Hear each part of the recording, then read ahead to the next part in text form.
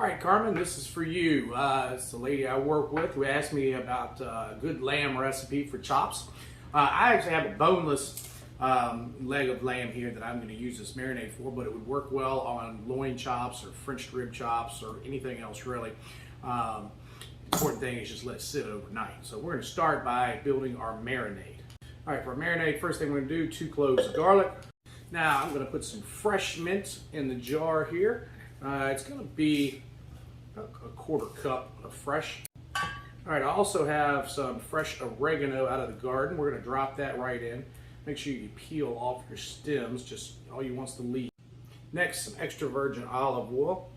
Again, about 1/4 to 1/3 cup of that, about equal parts with your vinegar. All right, next to our jar, we're going to add some red wine vinegar. We're going to go about 1/4 cup to 1/3 cup of that. All right, next I'm going to squeeze the juice of 1 fresh lemon. Now some fresh cracked pepper. And last but not least, let's do some sea salt, some fresh ground sea salt here.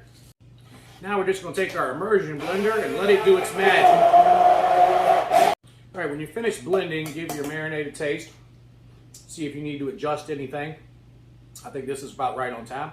So let's get the lamb ready. All right, guys, you'll notice there's a net around this leg of lamb, okay? That's because it's boneless. They're taking all the bones out and they put it back in the net to keep it together for cooking.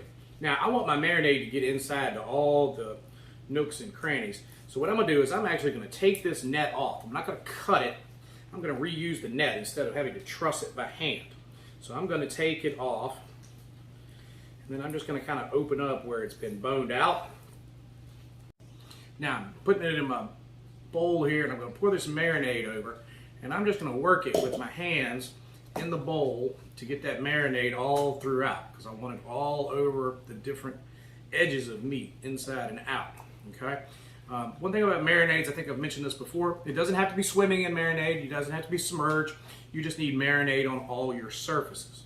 We add a little more here, and then in a second I'm going to pull this out and put it back in the net. All right, guys, got it all back in the net. I'm going to sit in the bowl. I'm going to pour a little more over top just for good measure.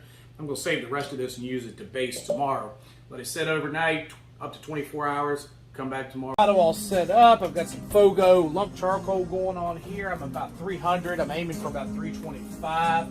Here we've got our beautiful leg of lamb that we've marinated overnight. We're going to set that right on top. I've got some pecan wood on here.